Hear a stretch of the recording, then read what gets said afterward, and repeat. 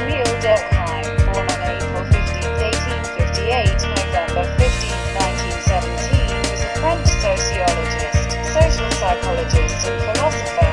He formally established the academic discipline, and with Karl Marx and Max Weber, is commonly cited as the principal architect of modern social science and father of sociology. Emil Durkheim was born in Epinal in Lorraine, the son of Melanie, Isidore, and Moïse Durkheim. He came from a long line of devout French Jews. His father, grandfather, and great-grandfather had been rabbis. He began his education in a rabbinical school, but at an early age, he decided not to follow in his family's footsteps and switched schools. Durkheim led a completely secular life.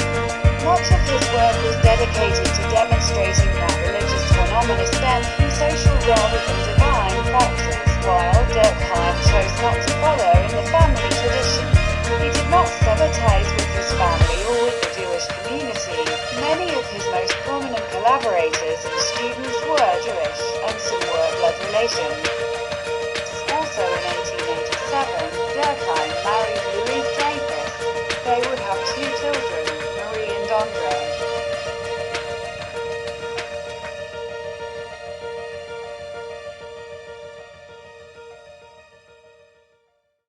Psychology and sociology. In proclaiming sociology an independent science, Durkheim thought it necessary to declare it independent of psychology. In fact, he drew the sharp line between sociology and psychology in a number of ways and thus conflated a number of distinctions. This is shown by bringing out the 4 different ways at various points. Durkheim conceived psychology, the first in terms of its explananda, the remaining 3 in terms of its distinctive type of explanans. 1. He defined it by its object, or explananda.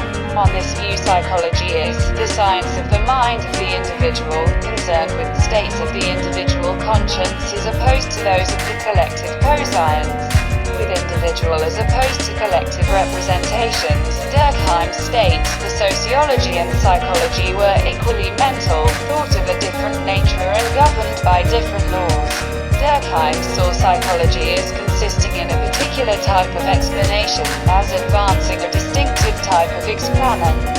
2. He saw psychological explanations as explanation in terms of what we call organico-psychic factors, that is, pre-social features of the individual organism. Given at birth and independent of social influences, Durkheim was always equivocal about the role of organico-psychic factors. 3. He saw psychological explanation as explanation in terms of particular or individual, as opposed to general or social conditions. He argued that conditions which cause this or that individual to kill himself concern the psychologist, not the sociologist, as opposed to the cause is capable of affecting not the separate individuals, but the group. The justification for this distinction is either circular or arbitrary.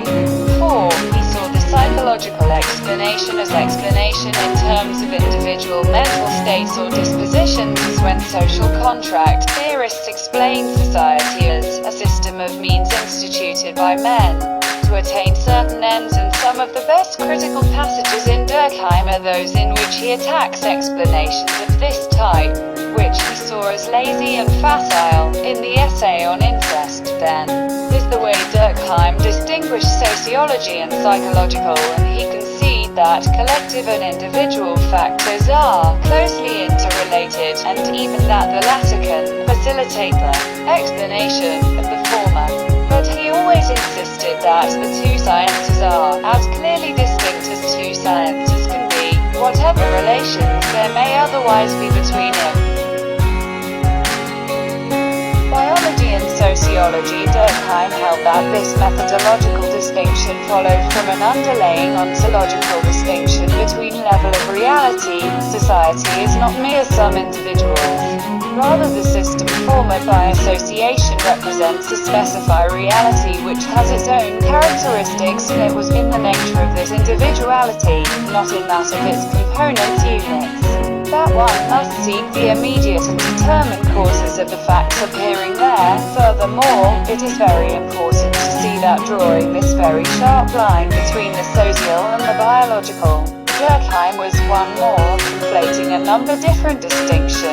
This seemingly innocent dichotomy encompasses at least the following distinction. 1.